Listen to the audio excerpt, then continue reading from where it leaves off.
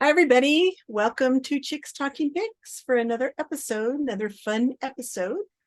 They hope And they're fun. Jenny, they're all fun. Hi, Jenny. How are you doing today? Okay, how are you, Sandy? I'm good. Thanks. Well, we're almost at the end of January. It's moving fast already. But we're here for you to discuss your images. So don't forget to send those images in to chickstalkingpics@gmail.com if you want us to take a look at them. And want to get started, Jenny, or do you have anything else to share? No, I got nothing. Let's just go. Okay, let's go. All right. Our first image. No, you get to go first. Jenny always gets to go first on the good ones. Okay, well, obviously a burrowing owl. The so the first thing that struck me is the vignette is a little strong on this. You have to be careful. I mean, it's nice to add a vignette to images. It helps bring the viewer in from the edges, but it's easy to overdo it. So I would say back off on that a little bit. Um, do we have metadata on these? I can't remember. Yes, we do. We have metadata on all these, I believe. Okay, so I don't know. Maybe a Yeah. little faster shutter speed would have been in order because while the face is in focus, the it seems like there's some motion blur in the body. Um, unless it's just a really shallow depth, but it looks more like a movement blur than it does a depth of field blur. Other than that, I mean, it's very striking image. The eyes just grab you. They, bore right into you. Yeah. What do you want to add? I love the position of the catch lights and the eyes. That is really great. It looks like a little square, but I know it was the sun because I don't think anybody was using flash or uses flash on these burrowing owls. I happen to know where this one was taken, so that's why I kind of can qualify that. So yeah, it really nice. I love it. I think the vignette's a little heavy on this one, but I think the portrait you've captured is a beautiful portrait. Uh, Personally, I think the eyes are not quite as sharp as they should be. So there's a difference. I don't know if we've discussed this before between critical sharpness and acceptable sharpness. And this is acceptable to me. I mean, acceptable sharpness. But if you can get those eyes a little bit more critically sharp, and you might be able to do that with, I use high pass sharpening, a tool that's been in Photoshop forever, or topaz or something like that, that might add a little bit of sharpness to the eyes. I mean, you can, or to the whole bird actually. Mhm. Uh, but yeah, I think the depth of field is pretty shallow, Jenny. I think because look at the fall off of the feathers towards the back of the head. Yeah, well, Um, even the eyes, the feathers right above the eyes are yeah, uh, yeah, not very sharp. yeah. I think the focus is a little before that, before the eyes. But anyway, but it's a lovely image. Maybe back off a little bit on the vignetting, and the bird it has a gives you a feeling. Let's look at the metadata on that, though. I think we so he was shooting pretty fast. Okay. It's like 800 for Something that was sitting. Yeah. it's just, yeah, they don't do a lot. If I was shooting a burrowing owl, you would see different settings from me because I would be up at a 1/3200th of a second or even 4,000ths of a second, hoping that the owl would be flying off or catch that owl in flight. So the maker probably anticipated the owl was just going to be sitting there. Mm-hmm. F13 should have given that person More as depth. much depth of field as they wanted. So this tells me that the image probably was cropped a lot. Yeah. Yeah. And I was kind of thinking that when we first brought Mhm. it up, but without knowing, I didn't want to jump right there. Yeah. And ISO 400, because these owls are out mostly, this looks like it was taken on a sunny day. So I'm sure 400 was enough speed on that. But I would have changed my f-stop and gone a little more probably somewhere around depending on what lens you had, 5.6, 6.3, 7.1, somewhere in there. And then bumped up the speed in case there was a flight shot or a movement or a wink or whatever. So Yeah. Good. Yeah. Okay, let's go to the next one. Nice shot though, anyway, of burrowing out. It's great. I put together this show, so and Jenny's seen these images, but every time I look at this one, it kind of makes me laugh. And I don't know that the maker intended me to laugh at it, but I do like it. I know where this was taken also, and it totally represents the area. Again, a little bit heavy on the vignette. I think I like the saturation of colors in this one. I wonder if a diagonal would have helped this. So maybe instead of the legs going straight out from the right to the left, if they were shot diagonally, I don't know. And was that eyeball placed in there as a secondary, as a afterthought? Jenny? Yeah, I agree with what you say. The colors are great, just the whole scene itself. But what bugs me is it needs to rotate to the left. Because it was obviously shot rotated, because what we're looking at on the right is higher in the scene, closer to the photographer.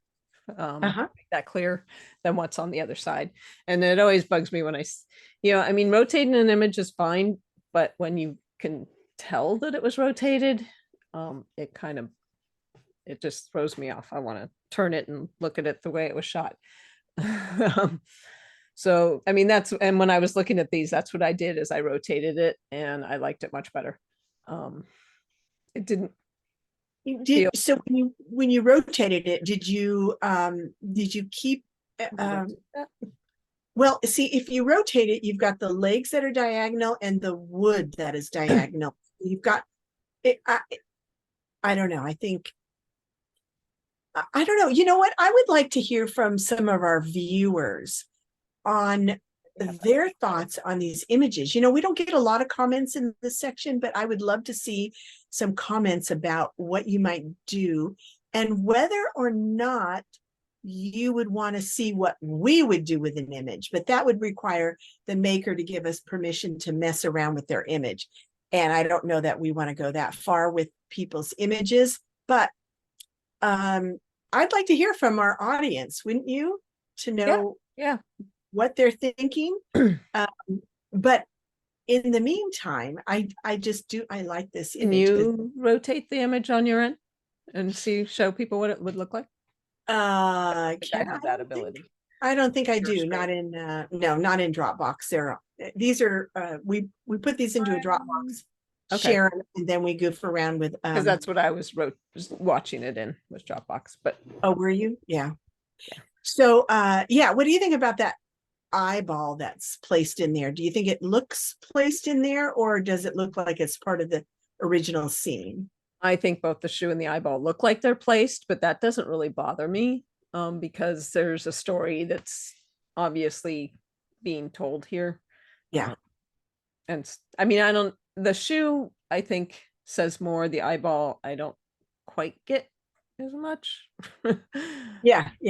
Same here. I'm not sure what the eyeball, it looks like it was like pasted on the image afterwards. It doesn't really blend as much. That there's no shadow to the eyeball, like there's a shadow to the shoe and the legs and anything else you see in the image. But like you need that shadow if you're going to keep that flat though. I mean, it might be so flat it wouldn't have much of a shadow. True.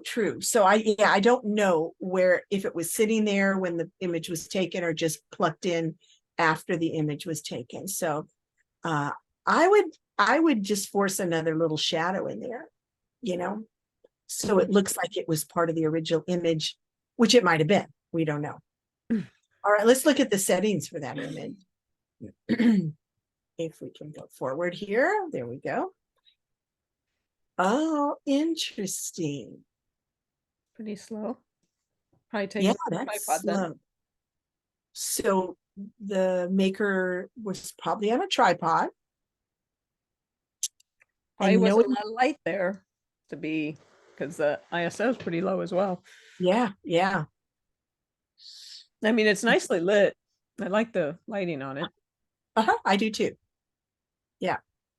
Yeah, and F-16 was probably the right f-stop to be at to get all of this in focus, because it looks extremely in focus all the way around from the right to the left. Right. A little bit, like we said, a little bit, maybe the vignette on this one, the heavier vignette works a little more. Yeah. The scene, because it's kind of a weird scene, but I still would maybe back off just a hair. Yeah. But that's up to you. It's up to up to the maker, just in my opinion. Yeah, I think it was, if you're on a tripod, then 1/25 of a second is no problem. If you're hand holding, people don't try that. Some of the new cameras Yeah, that's true. That's true. stabilize that. Yeah. Okay. All right. We'll go on from here. Next one. Wow. Is it my turn? No? Yeah. If you No, it's your want, turn. but I think it's mine. Oh, go ahead, Jenny. Wow. Okay, this one. Back off your sliders.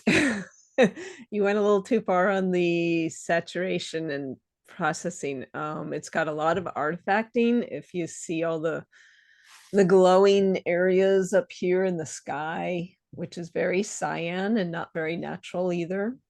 And there's some weird light spots going on here and here. I'm not sure what those are, but this is a sure sign here. All this glowing around the cross is a sure sign of some heavy processing. And yeah, I mean, I know the scene is brightly painted and everything, but I think it's just maybe a touch oversaturated. And then there's, this area here that's really bright. So I mean, the composition is interesting. I like the way the cross is placed off to one side. It's not in the middle. But yeah, I think just be careful on how you process something that has this much color. Your turn. My turn. Okay. I agree and disagree. I love the saturation and the cleanliness. And I don't know if you've cleaned up a lot of the letters, because I know they're fading, and this is at Salvation Mountain out in Imperial Valley, Nyland, California. This is Leonard Knight, who has since passed. His creation of God is Love on government property, no less. But he's painted this mountain with donated paints. He's done this for a long time. He was adding to it year after year after year. There are caretakers of the property now, so you can still go see it. I think it's a nonprofit. They've got a nonprofit status now also. So that's the background on where this was. I would agree with Jenny's everything about the sky and the haloing around the cross and everything. I think if you could, yeah, if you could back off, yeah, what is that squiggly line? I was wondering, if you could back off what you've done in the sky and make the sky more natural, get rid of those little halos and those artifacts and things that are happening in the sky, I think I'd leave the bottom half alone, because it's representative, although not really documentative of what is that a word, documentative? I have no idea. I just made it Documentary. Yeah, something like that. Of what Leonard was trying to say. Not that he preached it, it was his kind of his zen, I guess. But yeah, take away what you've done in the sky, or work on that, or do whatever undo what you've done in the sky, but keep the bottom. That's what I think I would do. Yeah, and I think part of it was just the sky that just, slammed me in the face. And so Yeah. then it seemed like everything was overdone. But now that I look more at the bottom, it's not as, I mean, yes, it's bright, but I think once the sky is toned down, you're right, the Yeah. rest of it would look more natural-ish. And tell the story better, I think. Mhm. Tell the story. It does a good job. Yeah, I like the composition too. I have never seen anybody do a composition like this. So I do really like this composition. Let's look at the metadata for that. Don't remember what it was. 1/60th f11 at ISO 100. Well, out in the desert, there's plenty of sunlight most of the time, but according to those clouds out there, that was, I think the whole scene was shaded at some point. I don't see any deep shadows, which is lucky for you, because usually this isn't as beautiful as you got it. I think it looks beautiful. Yeah. Yeah. I mean, the way the lighting is on the mountain Yeah. is very even and softbox sort of lighting. Yeah. Right. Right. Yeah. Very good. Well, yeah, I think your settings are perfect for that. Good. Yeah. All right. Let's go to the next one. My turn, right? Yes, it is your turn. Just making sure I go first. We, what does that car say? We infected men. I don't know what it says. Anyway, it's kind of weird. Try. Okay. This again is this is Bombay Beach out in near the Salton Sea, and a very interesting place to observe and photograph at. It changes all the time. This is one of the first installations of art in that whole community of Bombay Beach. And I use the word community lightly. I have nothing against the people out there, though. It is a strange place. Interesting. Like I said, photographically, it calls to people that love this kind of stuff. And I noticed that the biannual, or I don't know if it's an annual Biennale, nobody's publishing the dates for that this year. Usually I thought it was in April, but I've seen things on Facebook that says no dates, nobody published dates. I have no idea why. It's a little secret community, and the Biennale is when artists come to Bombay Beach to get together to show their new artwork, put in new installations. It could be dance, it could be music. It's a bunch of things happening at once. So this is Bombay Beach. Back to the picture itself. I like it. I like what you've got. I don't know. It's a great documentary picture. I think it would go well in a documentary category in a competition. I think the colors are great. Jenny, go ahead. What are your thoughts? And I'll play off of you.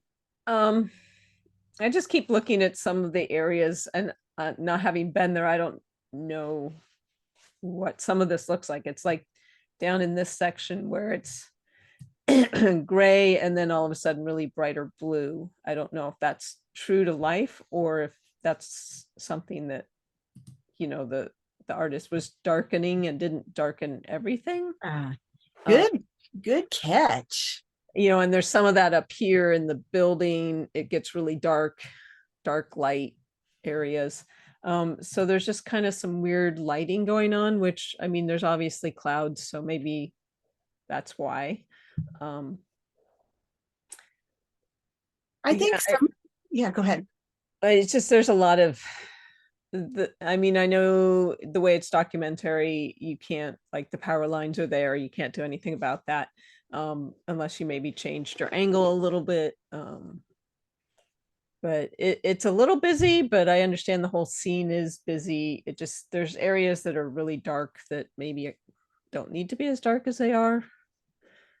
I don't know. What were you going to say that I interrupted? I think, again, the vignetting is maybe a little bit too much, but I do, now that you pointed out, and I did not see it when I first looked at it, but that area over to the left, Mhm. of the blue, that trailer in the background. I think that was maybe a yeah, something's happening there, but it's not real obvious to me, and I don't think it'll be obvious to a lot of people. But I wanted to point out that's why we have multiple judges at a table when we're judging, because I didn't see that. Jenny saw that. I might point out something Jenny doesn't see or whatever. Yeah, And and the I've been same to the thing, I don't know if, like you've been there, I don't know. Does it get really dark on the bottom of the poles like that? no, Or is I that think part of that's the vignetting? vignetting. Yeah. Yeah, I think So that's part of the vignetting. again, that's something to be careful about when Yeah, you're doing some sort of processing to make sure that it's applied evenly or natural looking yeah.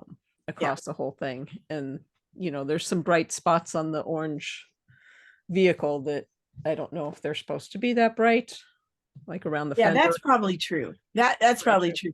true. That car's been there forever. I think it's Mhm. a old Camaro or something.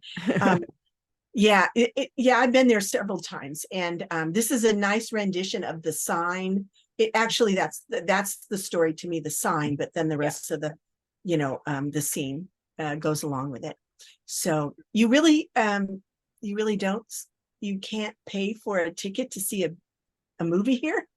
But it's just I think the locals do show movies in this little drive-in theater, but it's not the quince well I anyway the normal drive-in theater quintessential what's the word I'm looking for. Anyway, okay, let's look at the settings for that, just to share that with everybody. Yeah, so interesting. At 500th of a second, but nothing's moving in there. So, okay, that's okay though. I'm okay with that. Maybe he wasn't, or the person, the maker wasn't on a tripod. Maybe they were hand holding and they just wanted to be sure. And they were using a long lens. That's totally fine. Love it. All right. Next one. I think we have one more in this set. Yep. Yeah, and this one actually is my favorite. I like sort of minimalistic, sort of, I wouldn't call it abstract because it's obvious what it is, but it's a very graphic, just detailed sort of image. And again, the vignette is heavy, but it works in this case because there's nothing, it just makes a fall off of the color more gradual in this case. And I think it's okay. The vignette works on this type of image. Yeah, I mean, it's sharp where it should be sharp. And I love the placement of the uh porthole or whatever you want to call it. The pipe opening there. And yeah, the colors are nice, and I don't really have anything I'd change on it. What do you got? Good. I think the vignetting is still a little bit heavy here, Okay. but I wouldn't mind it. I think it's a great rendition of this is also taken out of the Salton Sea at I believe I can't swear 100%, but at North Shore Yacht Club. But it is very nice. I think the composition is great, and yeah, the brightest part of the image is where your eye focuses first, and you see those little um, uh, things that the birds don't want to sit on, or hopefully they don't want to sit or nest on there. And I totally understand the image. It's just really neat. Graphic, like you said, very, very nice. All right, let's see the settings on that. Yeah. Oh, 1/10 of a second. Oh, interesting. F8 Mm-hmm. on it must be on a tripod because you're probably I don't know unless you're Pretty really, really sharp. good. Yeah. Yeah, Yeah. I like it. I Very mean, nice. definitely could have bumped up the ISO to bring that shutter speed up without Yeah. it, Yeah. If without you any weren't, other changes to the image. But yeah, mhm. good. All right. Well, thank you for those submissions. Again, we appreciate your submissions, and When you're ready to submit, we ask you to submit your best work at chickstalkingpics@gmail.com. I'm sure we'll have something to say about them. We always do. And hopefully it's all helpful, constructive comments. We don't want to hurt anyone's feelings, and we're not out here for any kind of reward for any reason. We're just trying to help people make the most of their images, and for competition submission or hanging on the walls or whatever. So send your images to chickstalkingpics@gmail.com and upload them in JPEG format, and make sure they're about 1920 on the longest side. And we appreciate your helping us out by keeping this this YouTube channel going. Yep. And you can also help by subscribing and hitting the all button to get notified the next time we publish a episode. Yeah. All right, everybody. Happy end of January, and we'll see you in February. All right. Bye. Bye.